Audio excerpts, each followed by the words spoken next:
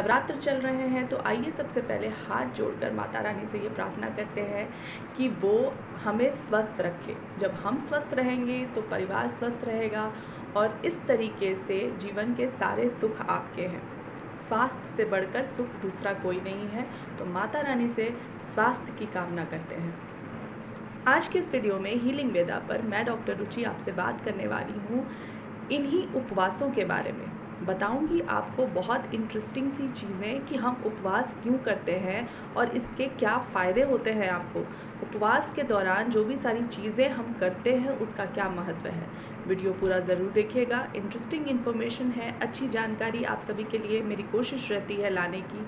Video पसंद आ जाए तो इसे लाइक ज़रूर कीजिएगा, दूसरों में भी शेयर कीजिएगा। चैनल को अगर अभी तक सब्सक्राइब नहीं किया है तो इसे जल्दी से सब्सक्राइब कर लीजिए, उस रेड सब्सक्राइब बटन को अभी क्लिक करके।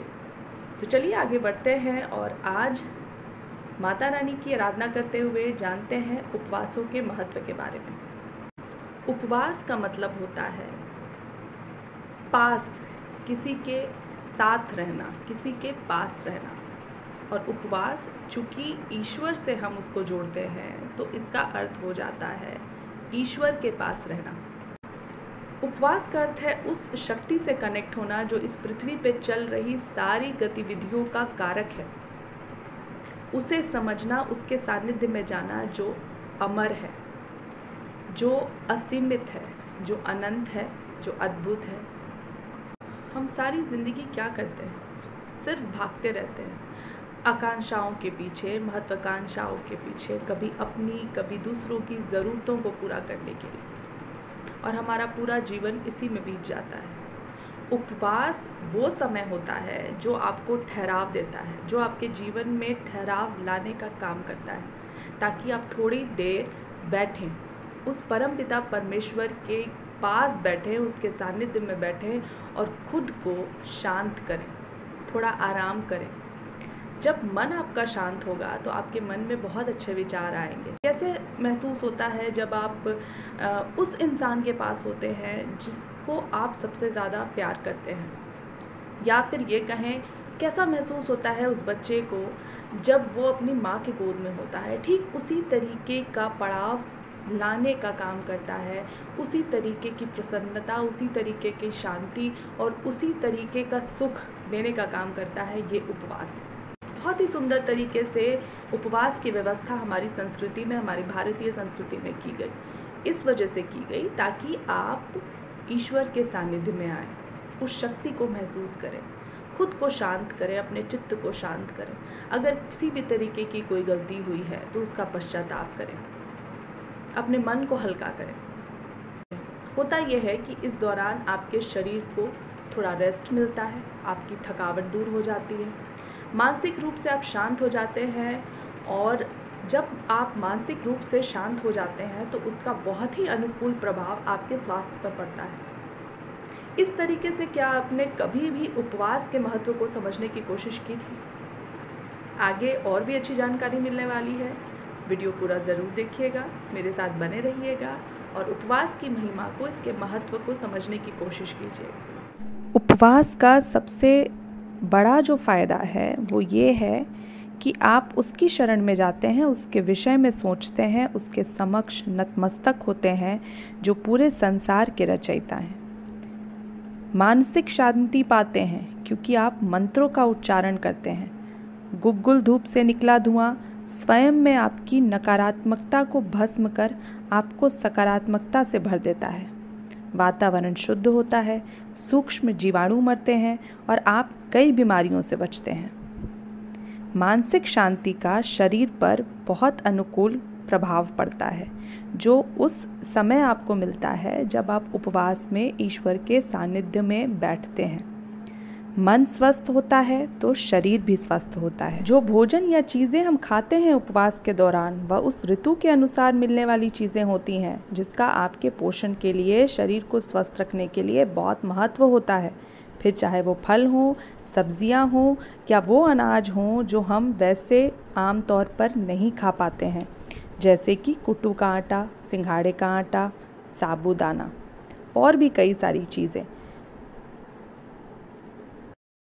जो भोजन हम करते हैं व्रत में, जिसका विधान है, वो सत्व गुण बढ़ाने वाली चीज़ें होती हैं। सत्व गुण जब आप में बढ़ता है तो आप में मानवीय मूल्य बढ़ते हैं, जिसका आज के दौर में, आज के समाज में बहुत ही ज़्यादा आवश्यकता है। करुणा, पवित्रता, दया, ममता, सहनशीलता, शांति, प्रसन्नता, एकाग्रता, आत्मीयता, ये सारी चीज़ें, और इनके साथ साथ मिलती है असीमित ऊर्जा, मतलब शक्ति। आपने ज़रूर सुना होगा, और अगर आप नहीं भी जानते हैं तो इस तथ्य को समझिए, इस सच्चाई को समझिए कि आपकी मानसिक अवस्था का आपके बनाए हुए भोजन पर बहुत बड़ा प्रभाव पड़ता है। जो भोजन बनाते हैं उस पर मानसिक अवस्था के अनुसार सत्व, रज और तम गुण आपसे होते हुए भोजन में पहुंचते हैं, और फिर वह भोजन जो भी करेगा उस पर आपके मनोविचारों का बहुत ही बड़ा असर पड़ता है। इस दौरान चूँकि आप पूजा, आराधना, पवित्रता से करते हैं, तो आप जो भी भोजन बनाते हैं वह सत्वगुण वाला हो जाता है, सबका कल्याण करता है, प्रसाद हो जाता है। तो सोचिए, आपके हाथ में है कि आप कैसी ऊर्जा अपने पूरे परिवार को दे रहे हैं, और ये काम करता है आपका बनाया हुआ भोजन। सात्विक चीज़ें हम खाते हैं, जैसे फल, जूस, घी, दूध, सादा भोजन जो सुपाच्य होता है, व्रत में इस्तेमाल किया जाता है इन सारी चीज़ों का, और ये सारी ही चीज़ें सत्वगुण प्रधान होती हैं। इनमें जब हम मसाले, लहसुन, प्याज डाल देते हैं, तल देते हैं, तो वह भोजन राजसिक हो जाता है। ऐसा आयुर्वेद में भी बताया गया है। इसलिए व्रत में हम तेल नहीं, घी का उपयोग करते हैं, हल्दी, मसाले नहीं डालते हैं, सेंधा नमक खाते हैं, तला भुना भी परहेज़ करते हैं, सत्व गुण जो बढ़ाना है। तो अब उम्मीद करती हूँ कि मेरे आज के इस वीडियो से आपको उपवास का महत्व समझ में आया होगा। क्यों करते हैं, जिन चीज़ों का उपयोग करते हैं वो क्यों ज़रूरी हैं, इसके पीछे का आपको कारण समझ में आया होगा। आयुर्वेद में ये सारी चीज़ें बहुत ही अच्छी तरीके से समझाई गई हैं। किसी और वीडियो में और अच्छी तरीके से आपको मैं बताऊंगी कि आप किस तरीके से खाना बनाएंगे तो उसमें सत्व गुण आपको मिलेंगे। आप चाहें तो उस भोजन को सत्व गुण प्रधान बना सकते हैं। बहुत ही महत्वपूर्ण जानकारी आपको देने की कोशिश करूंगी अपने उस वीडियो में भी।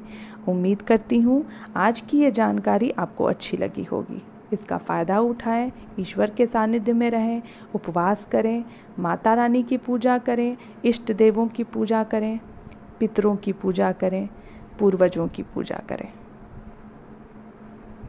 मन को शांत करें, शरीर को स्वस्थ रखें, यही कामना है मेरी। आज के इस वीडियो का संदेश भी यही था। उम्मीद करती हूँ आज का ये वीडियो आपके जीवन में सकारात्मक ऊर्जा लाएगा। आप अपने ईश्वर के लिए, अपने इष्ट देव के लिए अपने जीवन में थोड़ा सा ठहरेंगे। आप उनके लिए नहीं ठहरते हैं, आप ठहरते हैं स्वयं के लिए। यह ठहराव आपके जीवन में सकारात्मक ऊर्जा का संचार करने के लिए बहुत इम्पॉर्टेंट होता है। आपको मानसिक रूप से स्वस्थ करने के लिए और आपको शारीरिक रूप से स्वस्थ करने के लिए बहुत इम्पॉर्टेंट होता है। तो आज हमने जाना उपवास के इस अनछुए पहलू को। कोशिश की है मैंने आपको इसके महत्व को, इसके सही महत्व को बताने की। उम्मीद करती हूँ आज का ये वीडियो आपको अच्छा लगा होगा। पसंद अगर आया है तो दूसरों तक भी इसे पहुँचाएँ, वीडियो को शेयर कीजिए, और साथ ही मेरे चैनल पर अगर पहली बार मुझे देख रहे हैं तो इसे सब्सक्राइब ज़रूर कर लीजिएगा। इस तरीके की ही और अच्छी जानकारियाँ मेरी कोशिश रहती है कि आप तक अपने इस चैनल के माध्यम से, हीलिंग वेदा के माध्यम से मैं आप तक पहुँचाती रहूँ। मिलते हैं किसी और वीडियो में इस कामना के साथ कि आप स्वस्थ रहेंगे, उपवास में अपने ईश्वर के सानिध्य में उनकी कृपा प्राप्त करते रहेंगे।